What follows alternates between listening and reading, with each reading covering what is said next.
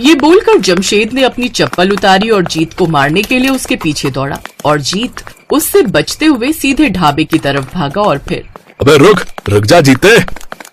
गुरु अब जाने भी दो ना, आधी रात है, ट्रक भी खराब है, तो यहाँ रुककर आराम करने के सिवाय और कुछ नहीं कर सकते। और मुझे तो ये समझ नहीं आता कि आप मालिक से इतना डरते क्यों।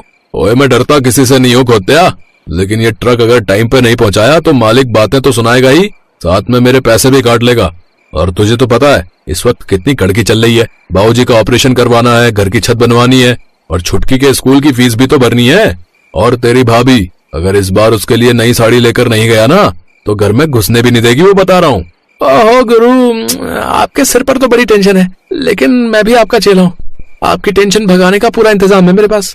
ये कहकर जीत ने अपनी जेब से शराब की एक छोटी सी बोतल निकाली और उसे जमशेद को पकड़ाते हुए मुस्कुराने लगा। ओए जीते, तू ये कब लाया और इसके लिए पैसे कहाँ से आए तेरे पास रे?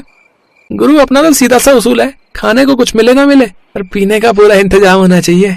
और अंदर भाई तू ही पी, मैं तो बस कुछ खाऊंगा। हाँ भाई, क्या क्या मिलेगा खाने में? भाई रात का 1 बज रहा है, अब क्या मिलेगा खाली बर्तनों और कच्चे माल के अलावा? है ये तो गड़बड़ हो गई गुरु। 1 मिनट, क्या कहा आपने? खाली बर्तन और कच्चा माल? कच्चे माल में चिकन है क्या? हाँ चिकन तो आज शाम ही मंगवा कर रखा है, लेकिन वो कल के लिए है। अभी तो सारे बावर्ची काम निपटा कर घर चले गए हैं, अब कुछ ना बन पाएगा। ऐसे कैसे नहीं बनेगा? आपको एक बावर्ची चाहिए ना, वो हम आपको देते हैं। अरे आपको नहीं पता हमारे गुरु क्या गजब का चिकन बनाते हैं। ओए क्या बोल रहा है?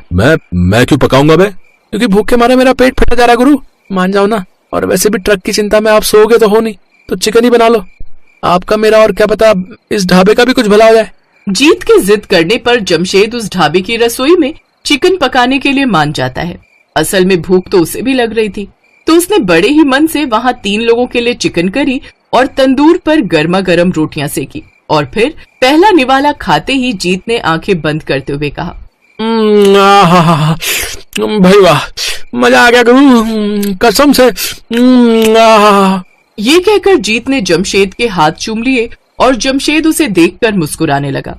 ये देखकर ढाबे के मालिक भरत ने भी फौरन एक निवाला तोड़कर चिकन करी के साथ खाया और फिर वो रुका ही नहीं।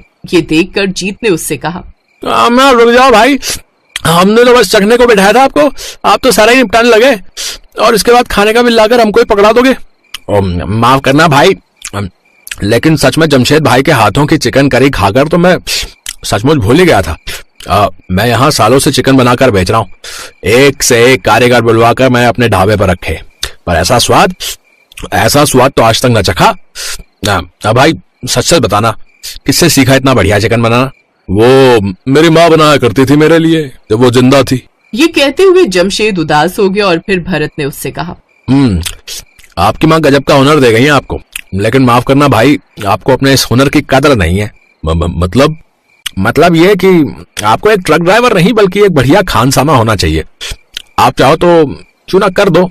सीधे सीधे पूछता हूँ, मेरे ढाबे पर काम करोगे? दिन रात ये ट्रक चलाकर जितना कमाते हो उससे दोगुनी पगार दूंगा और दिन के सिर्फ 10 घंटे काम करना होगा। भरत की बात सुनकर जीत और जमशेद एक दूसरे को देखने लगे और फिर जीत ने जमशेद को साइड में ले जाकर कहा, क्या सोच रहे गुरु, फौरन हाँ कर दो, इससे अच्छा मौका फिर नहीं मिलेगा। लेकिन अपना ट्रक, उसका क्या होगा? फिलहाल इसे लेकर मैं चला जाऊंगा और इस डिलीवरी के बाद इसे खड़ा कर दूंगा घर ले जाकर। और मुझे ना ये भरत सही आदमी लग रहा है, आपके साथ साथ मैं भी यहीं पर काम पे लग जाऊंगा, दोनों मिलकर खूब पैसा छापेंगे और फिर सारे परेशानियां दूर। जमशेद को अपना ट्रक ड्राइविंग का काम छोड़ने का मन तो नहीं था, लेकिन फिलहाल उसे पैसों की जरूरत थी और ज्यादा पैसे कमाने का ये अच्छा मौका था। उसने भरत को हाँ कह दिया और अगले ही दिन से उसके ढाबे पर चिकन की कई डिशेस बनाने लगा। मेन हाईवे पर होने की वजह से भरत के ढाबे पर हर रोज कई बसें और गाड़ियां आकर रुकती थी, इसीलिए ग्राहकों की कमी नहीं थी उसके पास। और अच्छी बात यह थी कि वहां आने वाले हर ग्राहक को जमशेद के हाथों का स्वाद बहुत ही पसंद आ रहा था। भरत ने कुछ ही दिनों के अंदर अपने खाने का रेट दुगना कर दिया। उसके बावजूद ग्राहकों की तादाद बढ़ती ही गई और फिर एक दिन, उफ, भरत भाई ये चिकन खराब है, हमें इसे वापस करना पड़ेगा। दिमाग खराब है क्या? कटा हुआ चिकन वापस कौन लेगा? और वैसे भी ये परसों का आया हुआ है। तभी तो खराब हो गया, मैंने पहले ही कहा था कि चिकन कुछ कम मंगाओ, देखो हो गया ना खराब। कुछ खराब वराब नहीं हुआ है, तुम बढ़िया से पकाओ इसे, लोगों को कुछ पता नहीं चलेगा। क्या बात कर रहे हो भरत भाई, मैं ऐसा नहीं कर सकता, लोग इसे खाकर बीमार पड़ जाएंगे। अच्छा, और अगर तूने अभी के अभी इसे नहीं पकाया तो ये तेरे लिए अच्छा नहीं होगा। जमशेद को भरत की बात और उसका बर्ताव बिल्कुल भी पसंद नहीं आया। वो फौरन जीत के पास गया और बोला, जीते चल, अब यहाँ काम नहीं करना। क्या बोल रहे गुरु? अभी कल ही तो आपको पहली पगार मिली है और यहाँ काम नहीं करेंगे तो क्या करेंगे? फिर से ट्रक चलाने का इरादा क्या? हाँ, ट्रक भी चलाऊंगा और चिकन करी भी बनाकर बेचूंगा। मतलब? जमशेद के दिमाग में पूरी योजना तैयार थी। वो जीत के साथ जाकर अपना ट्रक वापस ले आया और उसी ट्रक पर उसने भरत के ढाबे के ठीक सामने एक नया ढाबा खोल दिया। जमशेद के इस चलते फिरते ढाबे पर लोगों की भीड़ पहले ही दिन से जमा होने लगी, क्योंकि जमशेद के पास पकाने के हुनर के साथ साथ एक ईमानदार दिल भी था, जो किसी भी सूरत में अपने ग्राहकों के साथ बेईमानी नहीं कर सकता था। दूसरी तरफ भरत के पास अब हाथ मलने के सिवाय कोई चारा नहीं था, क्योंकि अब ना तो उसके पास जमशेद जैसा बढ़िया बावर्ची था और ना ही ग्राहक।